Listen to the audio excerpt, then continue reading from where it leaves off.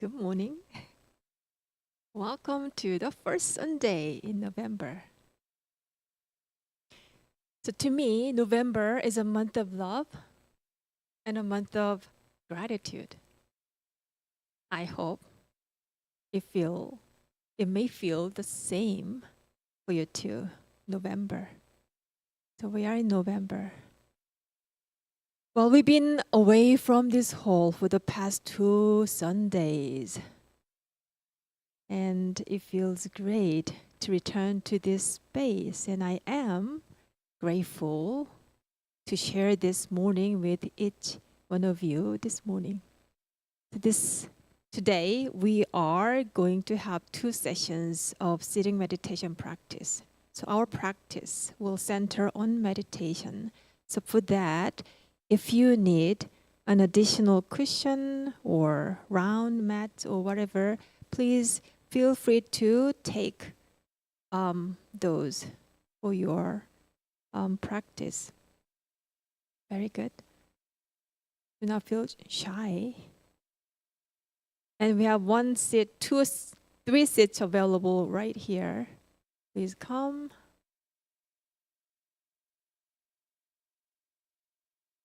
Very good. So after first sitting practice, we'll have lying down relaxation period. And we'll have another sitting practice, followed by members talk by John Grazel. Before we begin our first sitting practice, let us prepare our body and mind ready for that.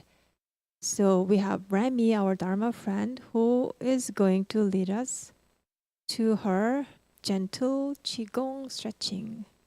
Please all rise.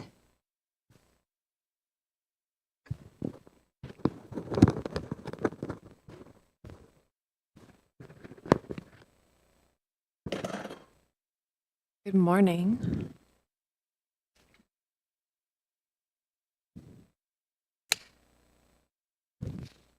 Start with our feet about hips width distance.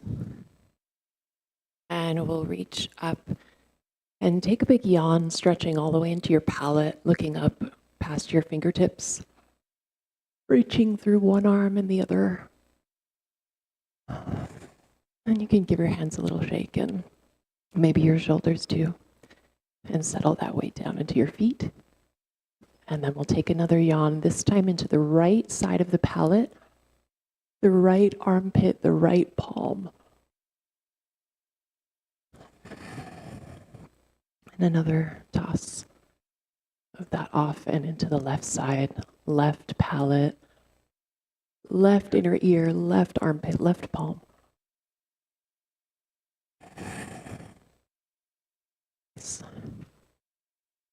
And then we'll shift the weight toward the front of the foot and start to find a gentle bounce here, softening the rest of the body, letting the contact with the ground resonate through the tissues. Starting to find a drum of the heels into the ground so they lift and fall. And we'll build a little vibration. It might become a little audible. And you can start flicking your hands toward the ground and feeling the weight of the arms start to pull on the collarbones. Maybe the bounce builds through your shoulder blades, letting breath move through the body. And a couple big breaths here.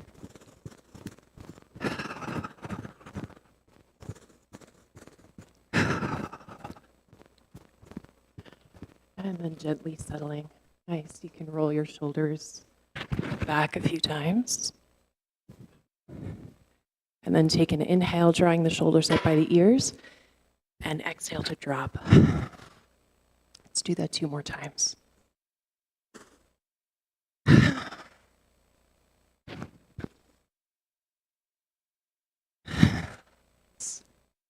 then we'll start to rock the body weight along the length of the feet. So your feet can be just about parallel, maybe slightly open. And we'll rock the weight forward and back, softening the knees And start to see if you can feel that as you rock forward, the musculature on your back body engages to keep you from falling. As you rock back, the front body turns on. Start to draw your awareness inward and sensing into this symmetry. Front body, back body. Softening your joints. And then we'll take this rock around in a circle. Still soft through all the joints, letting the body masses just relax toward the ground. And see if you can start to locate the domes of the arches of your feet as an absence of pressure. So we're circling the mass around them, around the edges, and then we'll change directions. Your head might start to float up as your body relaxes down through the structure.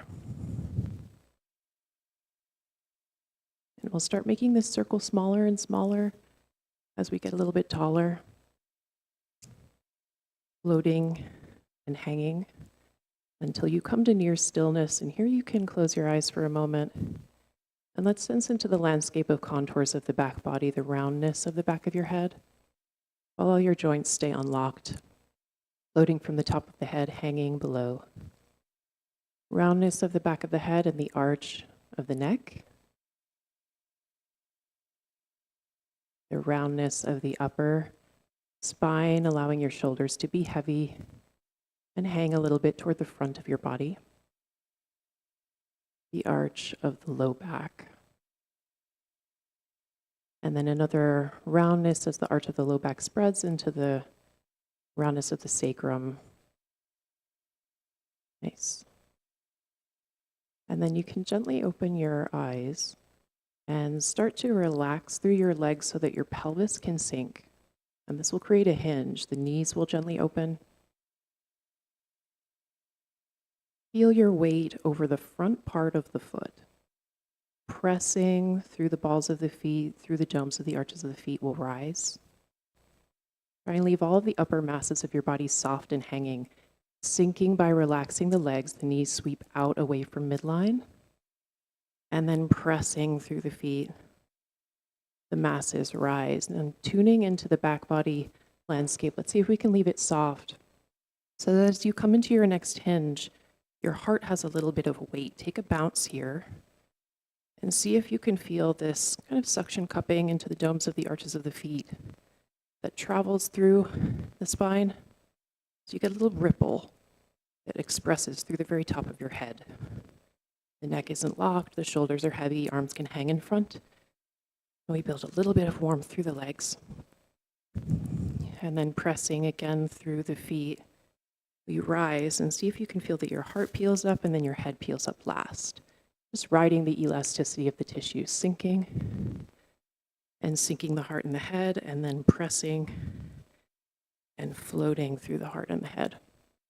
We'll take that a few times. And you can start to tune to the sensation that your thigh bones, as you hinge at the pelvis, are twisting out. There's a rotation happening where the thigh bones connect inside the pelvis. Nice. And then we'll sink and bring hands toward the chest and take a little twist of the torso. So you're choosing how deep your hinge is here and feeling that you can stay connected, still with that suction cupping kind of bounce into the domes of the arches of your feet. And the thoracic cage can move while we're stable into the ground. And then keeping this movement going of the thoracic cage, we'll slowly press up through the feet, coming up to stand and sink down again. Maybe building a little bit of heat and breath. A couple more times up and down. Knees opening away from midline on the way down. Nice. And then at the top, you can let that go and step your feet a little further. Let's let the torso keep twisting. We'll stay heavy in our feet so that your pelvis has a little drop in the middle instead of getting up on your tippy toes here. And you can start gathering the weight of your hands toward your body to create a tap or a pat on your, pelvis kidneys. So that the movement of your torso is what is creating the swing and the impact of the arms. This might travel up toward your chest. Belly button and breastbone shining in one direction and then the other.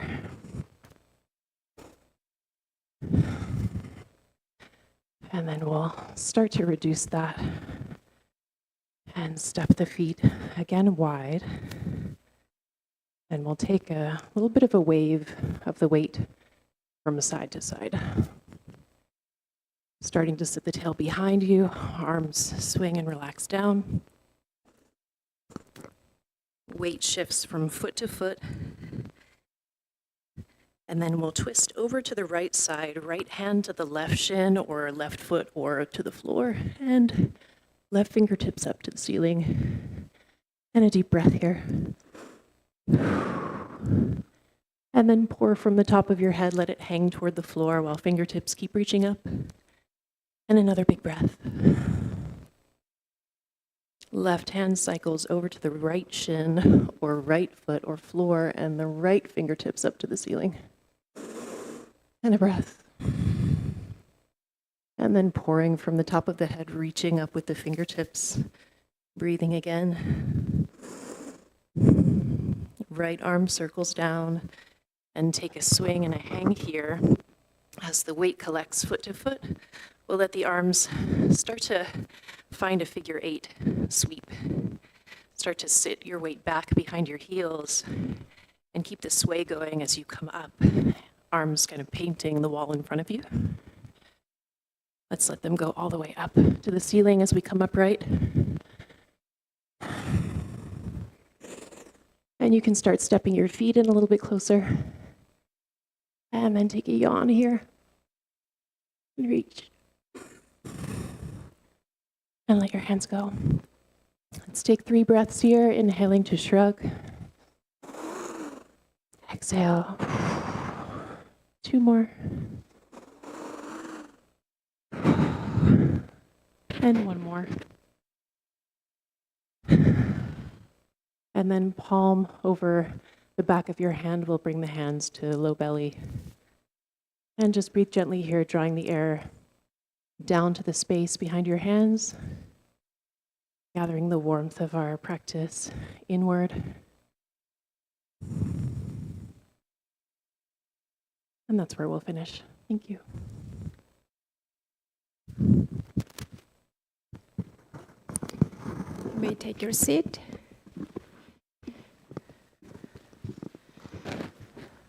Take your time to adjust your sitting body, either in your chairs or on your mats.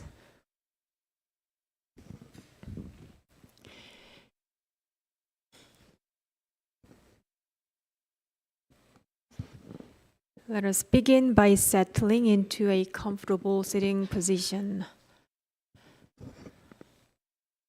So let's sit upright. Shoulders are relaxed. Imagine a gentle thread lifting the crown of your head, allowing your spine to align naturally. On a chair, your feet flat on the ground.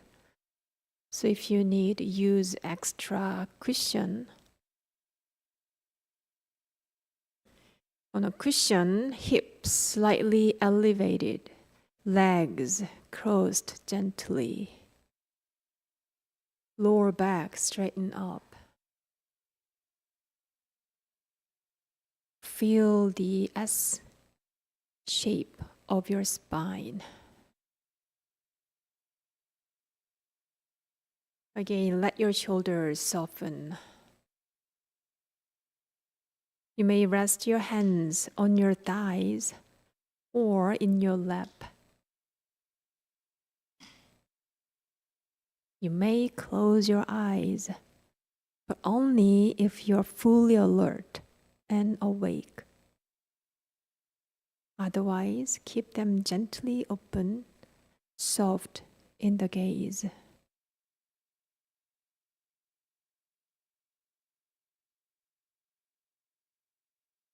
Let your weight be fully supported by the ground. Soften your shoulders. Relax your jaw. Feel a gentle smile upon your forehead.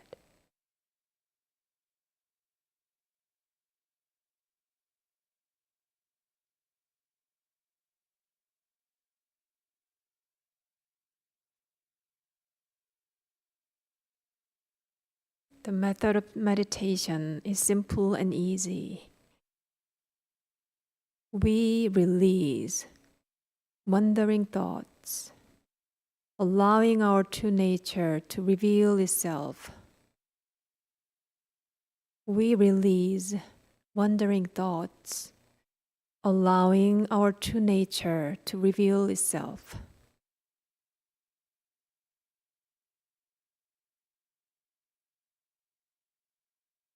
Again, what we do during sitting is when a thought arises, do not follow it, do not resist it.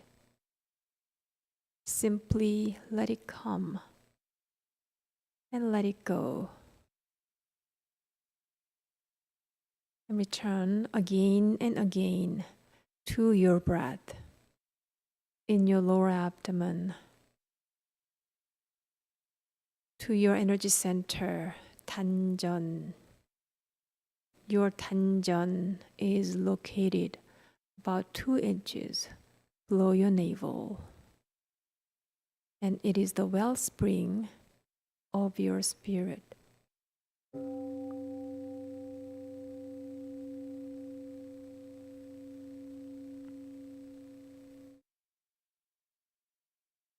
As you anchor your mind there, thoughts naturally quiet and energy flows with ease in harmony.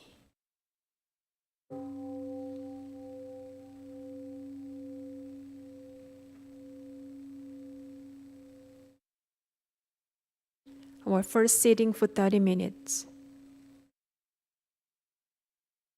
begins now. The sound of the bell.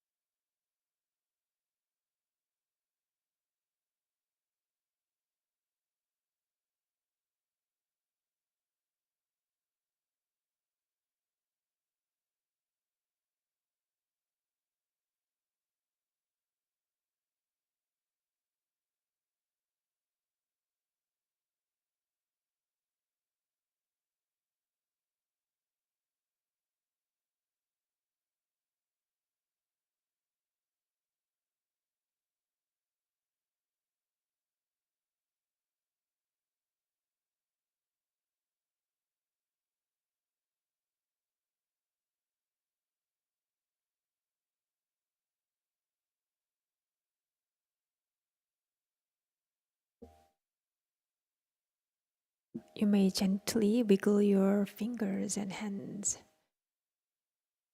shoulders, and your neck.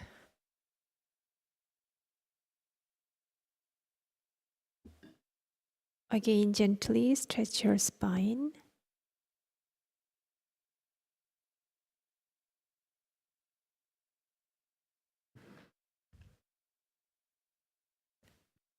Put your legs out and flatten your mat.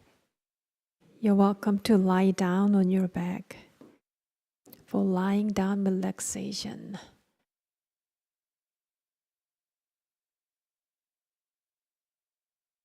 If you wish to remain in sitting posture, you may also do so.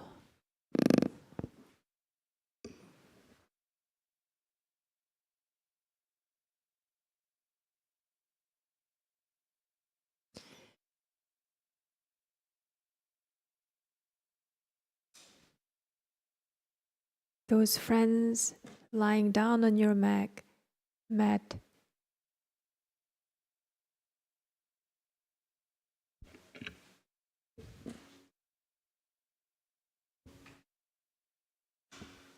simply relax your whole body.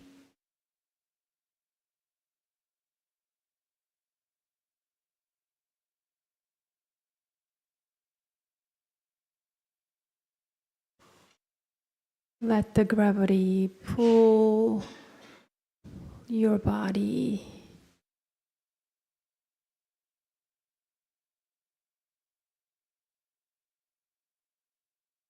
Drop and drop any and all thoughts, feelings, worries.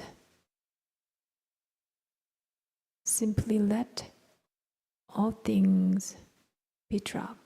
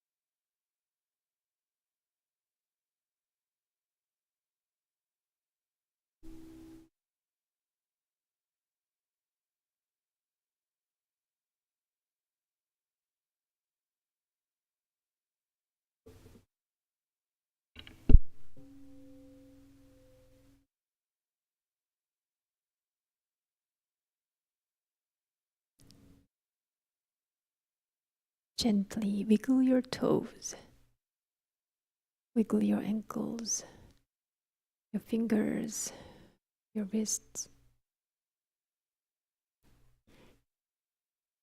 You may put your arms up above your head and stretch your body fully. Make your body long, long, long. And wiggle yourself side to side.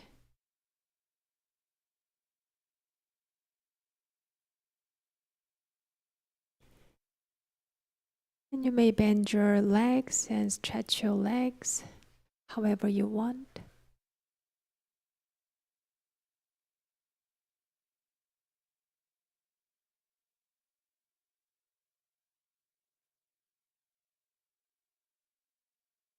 And turn your body to one side. From there, let's breathe in and out just one time.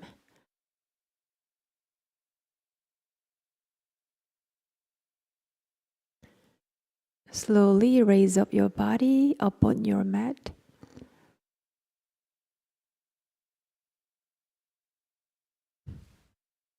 Take your time to readjust yourself on your mats.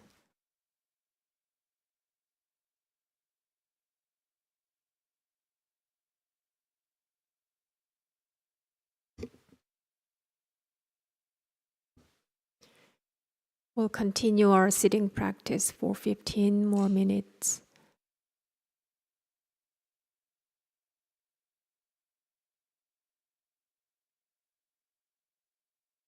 Wiggle your body if needed.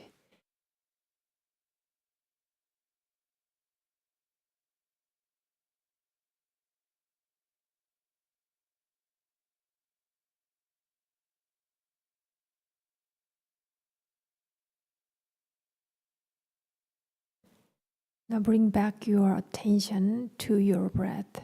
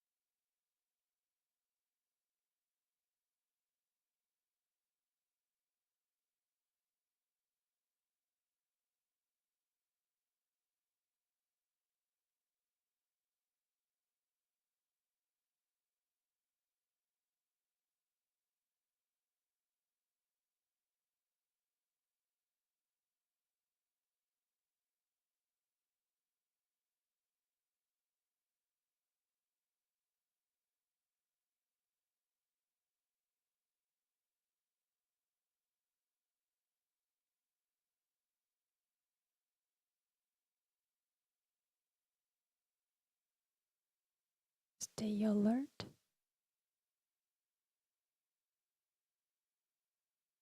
Keep breathing through your lower abdomen,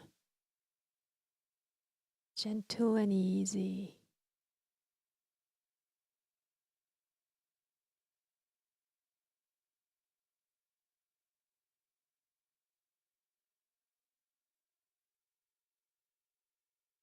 During our sitting, we breathe slowly and gently and naturally. We do not manipulate our breathing in certain way.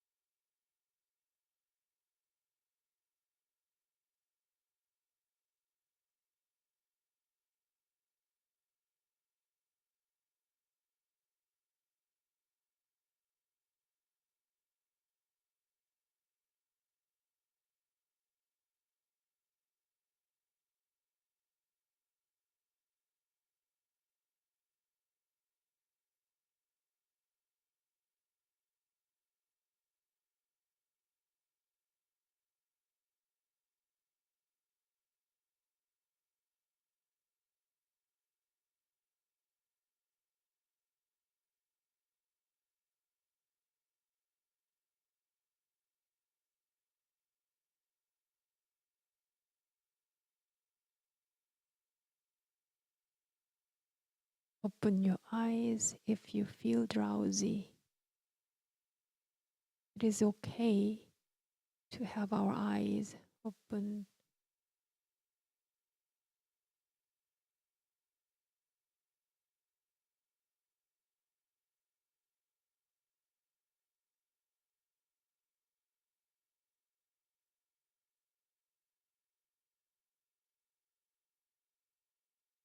And with your mind and heart and body, stay here and now.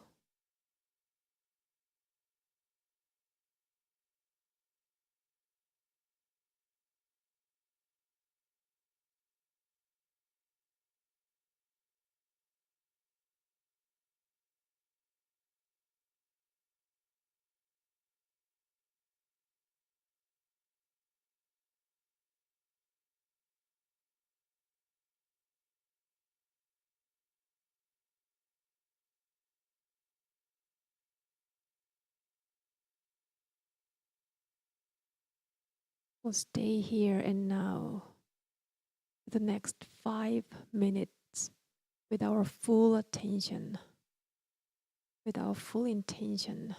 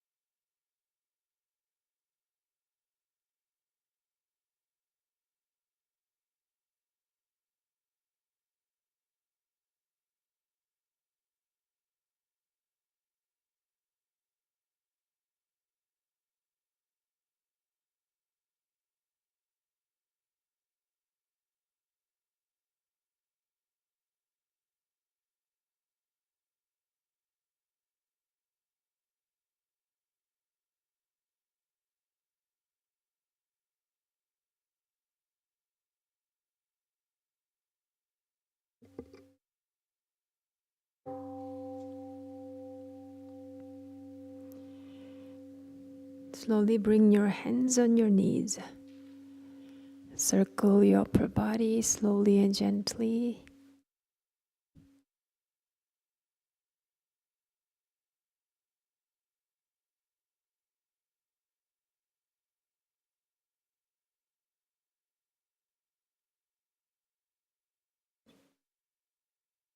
And stretch your spine.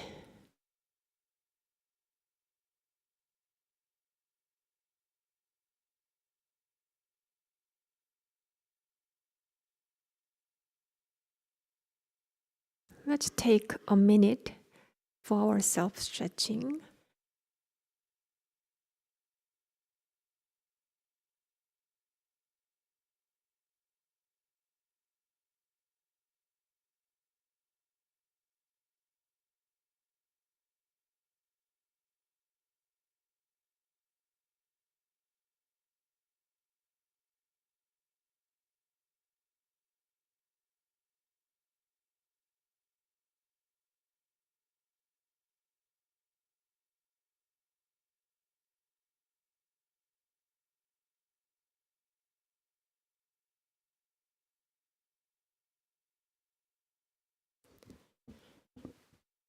Bring out your legs. Loosen your ankles, toes, knees.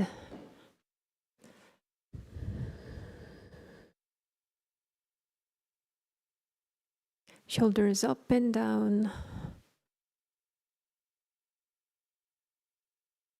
And roll your shoulders.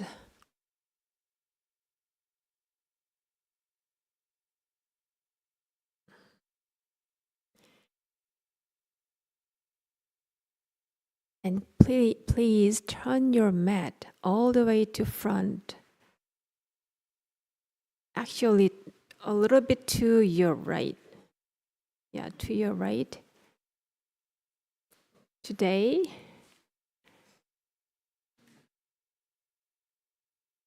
we have John Grazel, Won Jigong, our member, who's going to share his experience when he visited Korea this past summer to attend conference meeting there. So he's going to share some of his experiences. So please welcome John Grazel. Yes. Can everybody hear me? Can't hear me. My hearing aids sometimes deceive me. Just raise your hand. It's important. I only have a little time, so I'm going to give a very, very quick synopsis. In August, there was a conference sponsored by the Won Buddhists in Korea of the NGOs that are accredited to the United Nations in a consultatory fashion. They give advice, they consult, they weigh in, and they meet once a year. And this year it was in Korea, and its subject was healing and liberation in a divided world and leadership for life and peace. And it was a very exciting conference. I particularly liked interacting with a large number of people younger than myself. People shared their experiences. And in that sense, it was just a wonderful, wonderful experience. And yet, even before I went, there was a gnawing in me about what it represented based on my own experience. And the gnawing was not a criticism of those groups, but the situation we face. Many of you here are deep in Won Buddhism, many of you are just beginning to learn about it. But Won Buddhism is not just regular Buddhism. The teachings of Sotian and the second master Choljang, Won Buddhism takes the tenets of traditional Buddhism and it moves them beyond just our own lives to actually our roles in our families, our community, and for actually the betterment of a new world and the creation of a new civilization. a new civilization in which spiritual principles are of equal weight to material principles, which now dominate our lives, and which not only dominate our lives, but suppress our own awarenesses spiritually. And that was reflected by the present relationship of these NGOs, which serve at the pleasure and purpose of the United Nations, which is seen as an organization of political nations, not at all as a spiritual organization.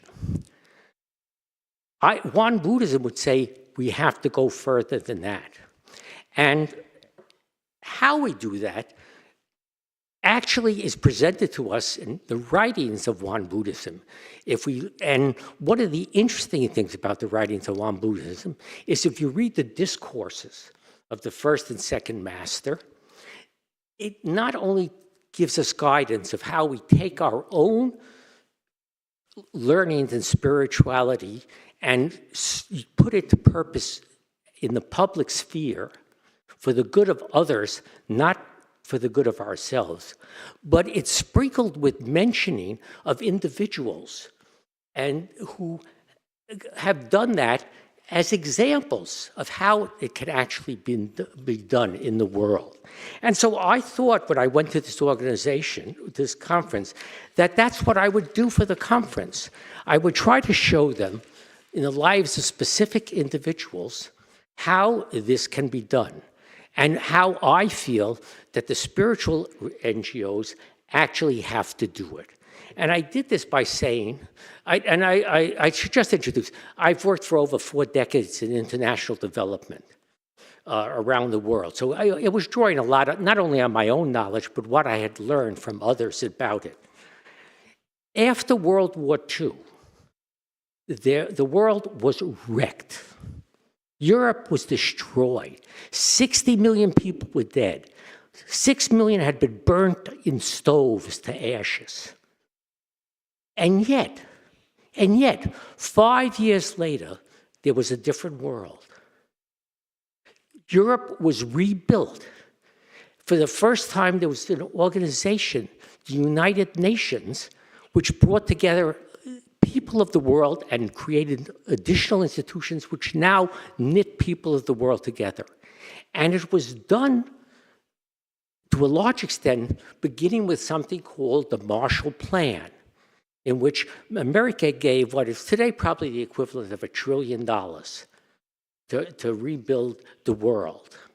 Though it was actually, as you'll see, not about the money, but about spirituality. So I say, let me just quickly take these and look, why did they succeed? Now, if you look at most reports today, they'll tell you that the Marshall Plan succeeded because we gave a lot of money. We did give a lot of money, but it's the only large international effort I've ever seen that spent only 2/3 of its money, ended 20% sooner and succeeded beyond its own hopes, because it wasn't just about money. And the UN, they'll tell you, is an organization of political states for mutual security. But it isn't an organization. It's an organization of the people of the world in order to bring peace and justice. And the European Union, which Britain left because it didn't think it was getting benefits, was not created to give benefits to each individual nation. It was created to put an end to 2,000 years of blood and war, and succeeded. But people have forgotten that. So how did this come to be? Very quickly. In each of these endeavors, there were unusual human beings who made this happen. Let's begin with the Marshall Plan, okay? The Marshall Plan gave money, but what was the secret of the Marshall Plan? Well, it's the one thing I want to read because I want to get it right.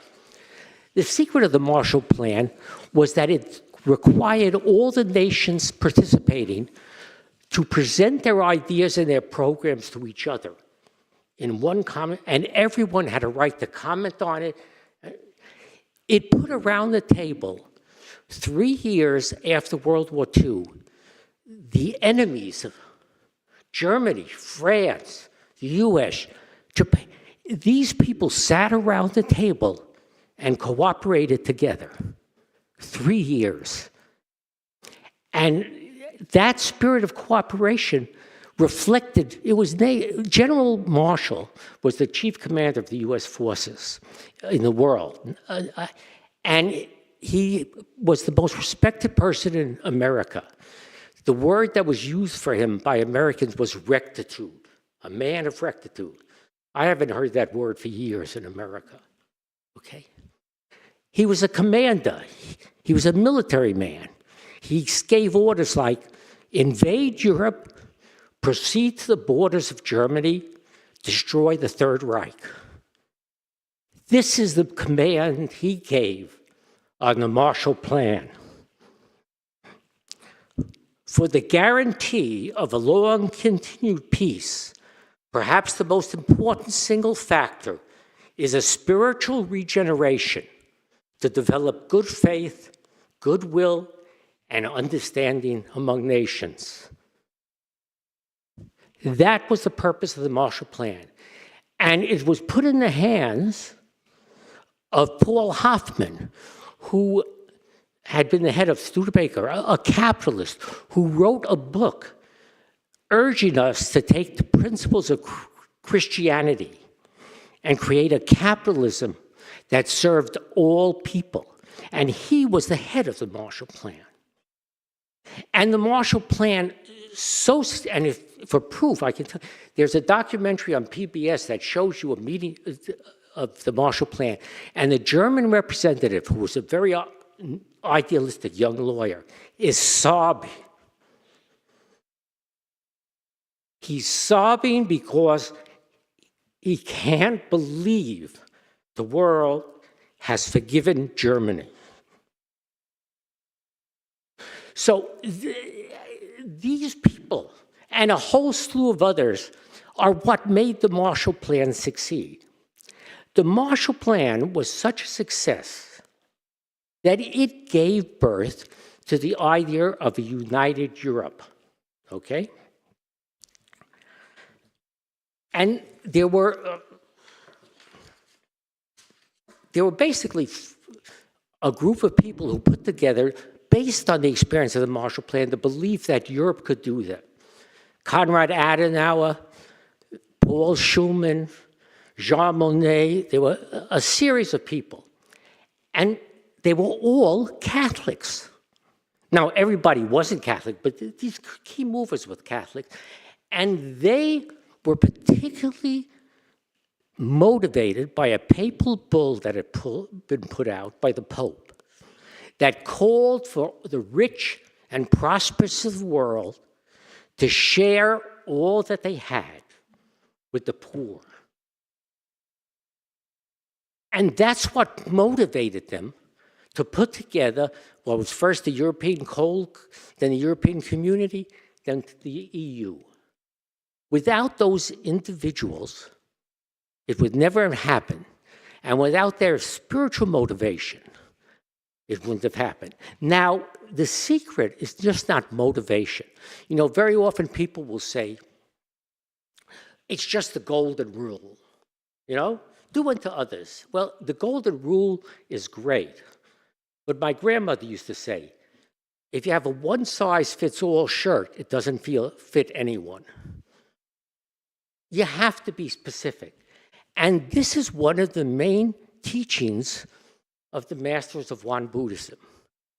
For a spiritual civilization, which means that spirituality has equal weight to materialism, we have to get to the point where we apply fundamental spiritual principles to our governance of the world. Wan Buddhism has a very clear process where we're supposed to develop ourselves spiritually. We're supposed to then understand the principles, the foundational spiritual principles that are important in the world, and that we're then supposed to put them in action. And that's the secret. Marshall put the principle of collaboration and cooperation together, okay? The EU, they put the principles of sharing, of wealth, and noblesse oblige, and the obligation of those who have to help those who haven't. But here's the interesting thing about the UN, and what I was trying to say to these NGOs. The UN was put together originally by the Allied Nations for Mutual Security, political security, okay? But at that time, especially because of the horrors of World War II, the religious NGOs, people were really so shocked and traumatized that their minds were open, and they played an important role. And probably no person played a more important role than Eleanor Roosevelt, who was probably the most important woman in US history, okay? And she was a woman of tremendously respected by everybody around the world. And how she did it, unfortunately, I can't go in, but see some of this study. She was a key player. Another key player was General John Smuts, a general from South Africa, who carried around the Bible and Immanuel Kant's philosophy of world ethics with him at all times. Another person was Virginia Gildersleeve. She was actually a dean at Barnard. And when the meeting was called, they had to write a preamble that would establish the principles of the United Nations. And the original preamble they took from the League of Nations, which said, "Here we, the grand potentates of the nations of the world, assembled in conference, do hereby declare." Roosevelt, Gildersleeve, Smuts changed that, where the preamble of the United Nations says, "We, the people of the world, hereby, through our representatives, establish for the purposes of peace and well-being, the United Nations," and this is what I was trying to say to these NGOs, "the United Nations rests on the people of the world. The leaders of the nations of the world are the servants of the people of the world, and not vice versa." And that's the foundational principle that has to be maintained by the United Nations. And to see how that type of a principle leads to another, the first task of the United Nations was the Universal Declaration of Human Rights. Okay? What was so extraordinary about the Universal Declaration of Human Rights? The Universal Declaration of Human Rights was written by René Cassin. He was a Jewish French lawyer. He'd been a leader in the French resistance, but he also was a great believer in the teachings of Martin Luther King, Albert Schweitzer, who was a great Protestant leader for peace at that time, and the teachings of the Catholic Church, particularly as reflected by certain figures in the Catholic Church. And what he did, then he took the Noahic laws. The Noahic laws, we have 10 commandments everybody talks about. 3 of them are religious. No God but me, observe the Sabbath. But 7 are principles. Don't lie, don't kill, don't commit adultery. Those 7 are called the Noahic laws, and in the Jewish religion, the belief is that those 7 apply to all humanity. And what Cassin did with the Declaration is he made it universal. That is a fun, and by universal, it says these aren't only rights, these are things that apply to every human being, in every circumstance, in every place, for all reasons. That is the fundamental principle of the Universal Declaration of Human Rights, universality. And this is, today, we've seen actually an enfeeblement and degeneration of our understanding. People think of rights. I have my rights. Maybe they have your rights. And I can, everything is so focused on ourselves and our group and our interests, and not on the universality. So the first message I tried to give to this group was, and I think it's a one, is we can all, as individuals, have enormous effect on the world if we take the teachings and do it. But how can we do it? And that's the second. Second master of Ron Buddhism called for a unity of religions, for all the religions of the world to work together. And not just to cooperate and exchange good news, and not to work together theologically. Theology is theology, but based on the fundamental spiritual principles that are actually common to all the religions of the world. And people have known. There's been something called the perennial philosophy for 1,000 years that has identified it.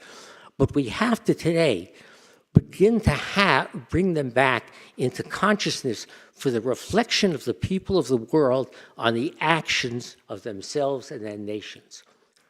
So it was an exciting conference, and everybody, and when it left, it was interesting what people said about the next conference.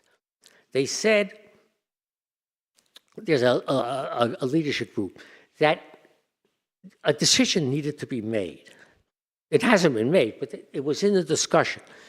Is the conference made up of interested parties, sharing and working together, or is it actually a common agenda that they have to start working on? And the future will tell.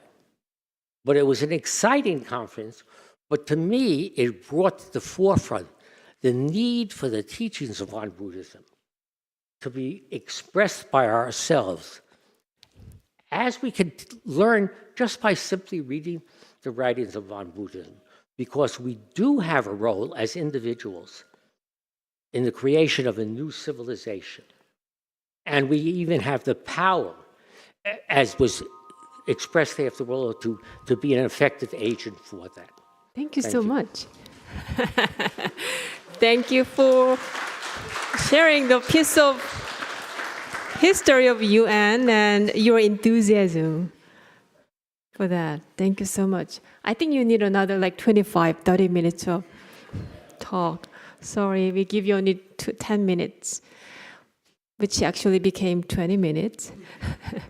Let's stretch our legs. Legs out, hands on your knees, massage your knees.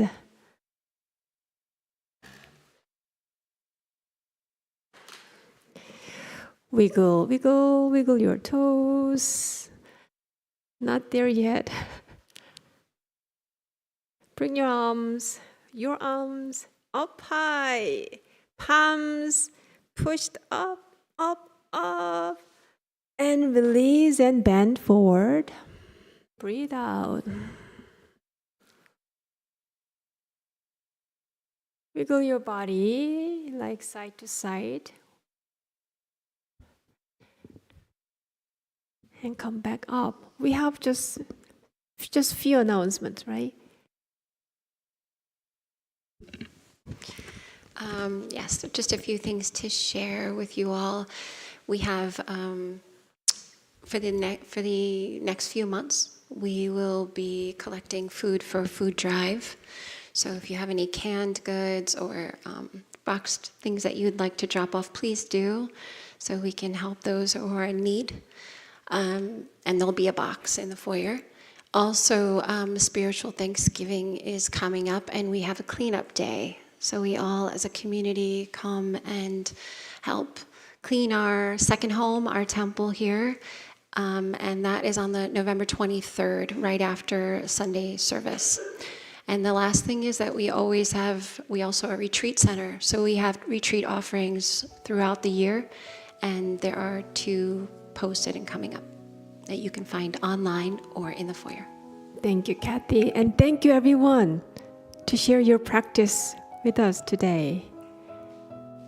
It was wonderful to have you all today. And Mark, you have another announcement? You have question?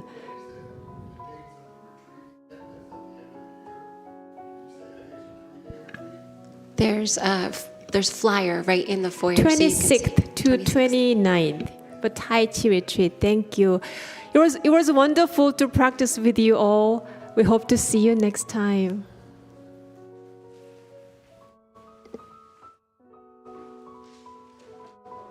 Thank you, John.